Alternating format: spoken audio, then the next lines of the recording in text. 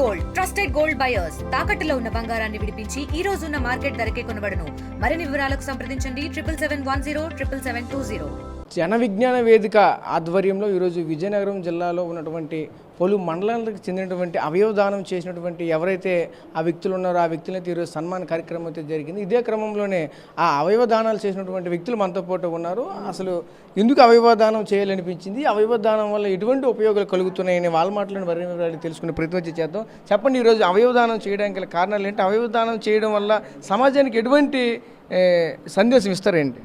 ఈ యొక్క అవయవదానం కార్యక్రమం చేయడానికి ముఖ్య ఉద్దేశం ఏంటంటే, మనం ఒక మనిషి చనిపోయాక అంటే నేను ఏ విధంగా ఆలోచించానంటే, నేను బెడ్ మీద ఉన్నాను, మా వైఫ్ కూడా బెడ్ మీద ఉండడానికి మా ఫ్రెండ్స్ అందరూ వచ్చి ఇలాగ అవయవదానం చేద్దామని చెప్పేసరికి నేను ఒకటే ఆలోచించాను, ఏముంది మనం చనిపోయిన తర్వాత మట్టిలో కలిపేస్తాం, మట్టిలో కలిపేనే బదులు ఎవరికో అవయవదానం చేస్తే మన పాప నిండుగా నూరేళ్ళు ఆ దీంట్లో ఉంటుందని చెప్పేసి నేను చాలా హ్యాపీగా ఫీల్ అయ్యి మొట్టమొదటిసారిగా నేను మా వైఫ్తో మాట్లాడి మా వైఫ్ని కూడా కన్విన్స్ చేసి ఈ యొక్క అవయవదాన కార్యక్రమం చేయడానికి ముందుకు వచ్చాను. ఎందుకంటే చనిపోయినా సరే బతికుంటుందనే నా ఏముంటుంది, చనిపోయి మట్టిలో కలిపేస్తాం, ఇంకో ఇచ్చాం కదా పాప బతికే ఉందని చెప్పి ఆలోచన మీద ఉంటుందని చెప్పేసి ఈ యొక్క అవయవదాన కార్యక్రమానికి ముందుకు రావడం జరిగిందండి.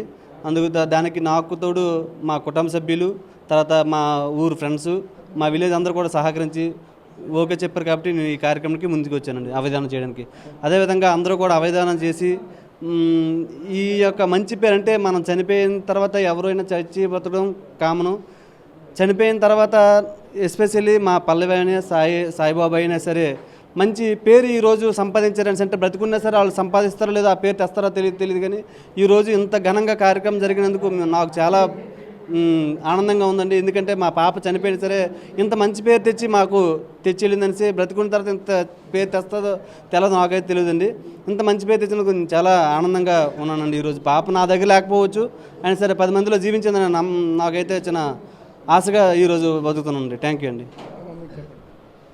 అవయవదానం చేయడానికి కారణం ఏంటంటే, నేను పడే బాధ వేరే వాళ్ళ ఇంట్లో ఉండకూడదు, నేను అనుభవించే కడుపు కోత వేరే వాళ్ళ ఇంట్లో ఉండకూడదనే ఆశతో నేను అవయవదానానికి ఒప్పుకున్నాను. నా ఇంట్లో వెలిగిపోయినా వేరే వాళ్ళ ఇంట్లో వెలుగు నింపింది నా కూతురు. అదొక చాలా సంతోషం అనిపించింది.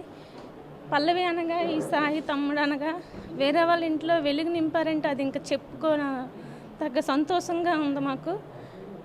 ఇంకా ఆ కూతురు బతుకున్నప్పుడు అంత సాధిస్తుందో లేదో తెలియదు, చనిపోయిన తర్వాత ఎంతమంది జనాలు మన మనసుల్లో నిండిపోయింది. అసలు ఇంత మేడం గారు ఒక వీడియో కూడా చూశాను, ఆ పల్లవి గురించి ఆ తమ్ముడు గురించి చాలా బాగా చెప్పారు. ఇంకా ఆ మాటల్లో మాకు తను లేదని ఫీల్ ఇప్పటికి లేదు. ఇంకా ఈరోజు ఇంకా పోయింది, ఉన్నది తను మాతోనే ఉంది, అందరి గుండెల్లో నిలిచిపోయి ఉన్నది మా పల్లవి అని చిన్న సంతోషం. అమ్మ, మీరు చెప్పండి, ఎలా ఇదంతా చేయగలుగుతున్నారు ఏంటి? మీరు కూడా మాట్లాడతారు. నమస్కారం అండి. మరణించినా జీవించండి అనేది ఒక నినాదం ఒక 22 ఏళ్ల క్రితం ఇచ్చామండి. ఇదేనండి మరణించినా జీవించడం అంటే. మేము ఇప్పటికీ కూడా సాయి కుమార్ కానీ మన పల్లవి కానీ ప్రజల్లోనే ఉన్నారు, ప్రజల హృదయాల్లోనే ఉన్నారు.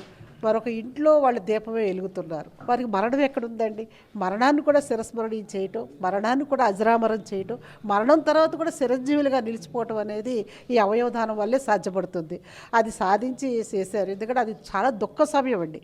ఒక తల్లి కడుపు కోత ఎలా ఉంటుంది అనేది ఒక మాతృమూర్తిగా ఆవిడకి తెలుసు, చక్కగా అర్థమయ్యేలా చెప్పారు. మరొక మాతృమూర్తిగా ఆ కడుపు శోకం మిగల్చకూడదు, ఆ గర్భశోకం మిగల్చకూడదు, నా బిడ్డ ఆ ఇంట్లో వెలుగులు పూయించాలి, నవ్వులు పూయించాలి అని చెప్పి తను ఆ గుండెని దిటవు చేసుకొని ప్రేమతోటి, ఒక మాతృత్వ ప్రేమతోటి మరో తల్లి బిడ్డను బతికించడం కోసం ఆవిడ చేస్తున్న త్యాగం ఉంది. ఆ త్యాగానికి మించిన సాటి ప్రపంచంలో ఇంకే త్యాగం లేదండి. అంతకు మించిన మహాదానం ఏదీ లేదండి ప్రపంచంలో. ఈ సాయి కుమార్ గారి తల్లిగారు కానీ మన పల్లవి తల్లిగారు కానీ ఆ తల్లిదండ్రులు కానీ చేసినది విశాలమైన విశ్వజనీయమైన ప్రేమతో చేశారండి. విశ్వమంతా వాళ్ళ కుటుంబమే, ఈ మనుషులందరూ కూడా మనం వాళ్ళ కుటుంబ సభ్యులే. కాబట్టి ఈ కుటుంబం, ఈ సమాజం వారికి అండగా నిలబడాలి, ప్రభుత్వాలు కూడా అండగా నిలబడాలి. ఎందుకంటే దిగువ మధ్యతరగతికి పేద వర్గాలకు సంబంధించిన కుటుంబాలే ఇంత ఉదాత్తమైన ఆశయంతో ముందుకు వచ్చాయండి, త్యాగాలు చేస్తున్నారు. ఆ త్యాగాలకు ఒక అర్థం కల్పించాలి. మన సహకారం అందించాలి. ఈవేళ సావిత్రిబాయి పూలే ట్రస్ట్ తరపున ఆ బిడ్డ అక్కగా చదువుకోవడానికి ఒక 10,000, లేదా మన అమ్మాయి ఇంటర్మీడియట్ చదువుకోవటానికి సాయి కుమార్ సోదరికి ఒక 10,000 ఇచ్చింది. చిన్న సహాయం అండి. అది శాశ్వత పరిష్కారం కాదు. ప్రభుత్వాలు ఈ కుటుంబంలో ఎవరో ఒకళ్ళకి ఒక ప్రభుత్వ ఉద్యోగం, అవుట్సోర్సింగ్ ఉద్యోగం, కాంట్రాక్ట్ బేస్ మీద ఉద్యోగం వారికి అందించగలిగితే ఆ కుటుంబాలు గౌరవంగా తలెత్తుకుని బతుకుతాయండి సమాజంలో. ఆ గౌరవాన్ని ఇవ్వాల్సిన ప్రభుత్వం వాళ్ళకి అండగా నిలబడాల్సిన అవసరం ఉందని చెప్పేసి మరొక్కసారి నేను మన ప్రభుత్వ అధినేతల్ని మీ ద్వారా కోరుతున్నానండి. Thank you. అమ్మ, మీరు చెప్పండి అమ్మ, ఈరోజు మీ అబ్బాయి ఈరోజు మీ ముందు లేకపోయినప్పుడు కూడా ఆ అవయవాలు మనకి శాశ్వతంగా ఉండే పరిస్థితి కనిపిస్తుంది. ఇటువంటి కార్యక్రమం జరగడం పట్ల ఎలా అనిపిస్తుంది? బాధగా ఉంటుంది. మరి ఇంకేంటి మా మాట్లాడిన 10 గంటలండి. మాది పార్వతీపురం మన్యం జిల్లా మారుమూల గ్రామం పాచిపెంట మండలం. ఈ సాయి కుమార్ తల్లిదండ్రులు చిన్నప్పటి నుంచి కూడా వాళ్ళిద్దరు పిల్లలను ఎంతో కష్టపడి కూలి పని అలా జీవితం కూడా కూలి చేసుకొని పిల్లలు చదివించారు. పిల్లలు చదివించినంత వరకు కొడుకును కూడా చదివించారు. వాళ్ళ తాలూకా ఆదాయం చాలక కొడుకుని మాన్పించి ఆర్టీసీ డ్రైవర్గా వెళ్ళి చెల్లిని బాగా చదివించుకొని ప్రయోజకాలు చేద్దామనే ఉద్దేశంతో ఆయన కూడా చాలా కష్టపడ్డాడు. మా గ్రామంలో అంత మంచి కుర్రాడు అంటే చనిపోయిన తర్వాత చెప్పడం కాదు, చాలా మంచి కుర్రాడు. ఎవరితో ఇటువంటి గొడవలు కానీ ఇటువంటి లేకుండా కష్టపడి తన పని ఏదో చేయడం, పలకరిస్తే నవ్వుకొని వెళ్ళిపోయేవాడు.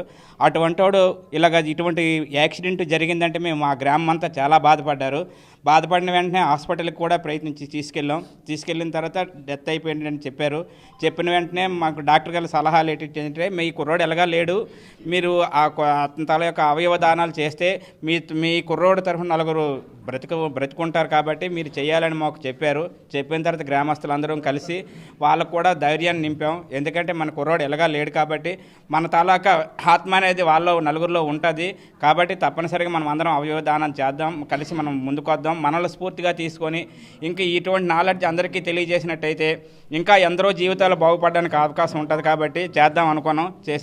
చెప్పిన వెంటనే వాళ్ళు కూడా ముందుకొచ్చిన వెంటనే మన అందరం కలిసి అవయవదానం వెంటనే జరిగింది. హాస్పిటల్ మాకు సహకరించి బాగానే చేసిన వెంటనే ఈరోజు ఆ పిల్ల చదువుకోవాలంటే చాలా కష్టంగా ఉంది. ఎందుకంటే వాళ్ళు కూలి పని వాళ్ళకి. కాబట్టి ఈరోజు మేము రిప్రజెంటేషన్ కూడా రాసి ఇచ్చాం మినిస్టర్ గారికి. ఇదిగోండి మా పాపకి ఏ విద్యా అర్హత ఉంటే ఆ విద్యా అర్హతకు తగ్గినట్టు ఏదో ఒకటి ప్రభుత్వం తాలూకా జాబ్ ఇస్తే బాగుంటుందని ఉద్దేశంతో. ఎందుకంటే వాళ్ళ కుటుంబం ముందుకు సాగాలంటే ఇప్పుడు అమ్మాయి వెనక ఎదిగొచ్చిన కొడుకు చనిపోయాడు కాబట్టి అమ్మాయిని చదివించుకొని బాగుపడాలనే ఆలోచనతో అది మనం లెటర్ రాసి ఇచ్చాం మినిస్టర్ గారికి. తర్వాత మేడం గారు కూడా చాలా బాగా చెప్పారు. ఎందుకంటే మేడం గారు నిజంగా చాలా అందరికీ కూడా పేదవాళ్ళు ఆదుకునే దీంట్లో ముందుకుండి బాగానే చెప్పారు. కాబట్టి ఈ విధంగా ప్రభుత్వం కూడా మాకు మంచి సహకారం అందిస్తుందని మేము కూడా ఆశిస్తున్నాం. ఇటువంటి కార్యక్రమాలు ఇంకా అందరం కలిసికట్టుగా ఇటువంటి మీరు ఈరోజు ఇప్పుడు ఈ అవయవ దాతల అభినందన సభ పెట్టడం చాలా మంచిది. ఎందుకంటే ఇది చూసి మరి 10 మంది ముందుకు వచ్చి ఇటువంటి కార్యక్రమాలు చేస్తారు కాబట్టి మేమంతా దీనికి మీరందరూ సహకరించినందుకు చాలా థ్యాంక్స్ అండి. మీరు చెప్పండి అమ్మ, మీ కుమారుడు ఈ అవయవదానం శాశ్వతంగా ఉంటున్న పరిస్థితి కనిపిస్తుంది. అతను మన మధ్య లేనప్పటికీ అవయవాలు మన మధ్యన ఉన్నట్లే అనిపిస్తుంది. ఎలా అనిపిస్తుంది? పిల్లలుగా నేను మా చెల్లి ఇద్దరు సంతకాలు చేయమన్నారంటే దేనికోసం అనేసి అనుకున్నాం. కానీ ఇలాగ మనిషే ఎందుకంటే ఒక 5 రోజుల్లో ఇంటికి వచ్చేస్తుందని అనుకున్నాం మా అమ్మగారు. కానీ మా నాన్నగారు నేను మా చెల్లి నేను సంతకం చేసేటప్పుడు మా నాన్నగారు ఇలా క్లోజ్ చేశారు నాకు కనిపించకూడదని.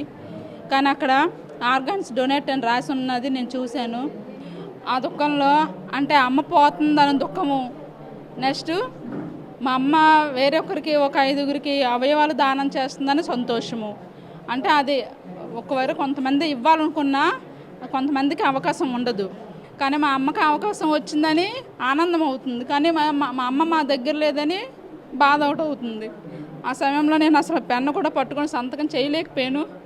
కానీ మా అమ్మ మరొక 5గురిలో బతుకుతుంది, మా దగ్గర లేకపోయినా మరొక 5గురిలో జీవిస్తుంది అని నా గుండె నేనే కొంచెం ధైర్యపరుచుకొని సంతకం పెట్టాను.